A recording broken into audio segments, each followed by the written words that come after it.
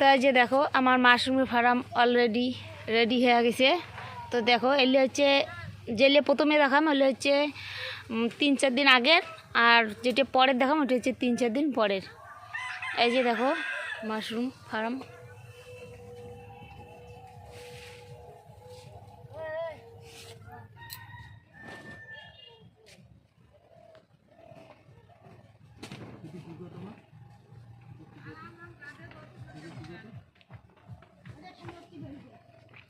যে ফার্ম দেখো সম্পূর্ণ সিলিন্ডার একদম মাইসেলিয়াম ছড়ি গেছে, সাদা হয়ে গেছে।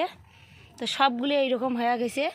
আর মোটামুটি 1 সপ্তাহের মধ্যে মাশরুমের পিন বাইর হবে।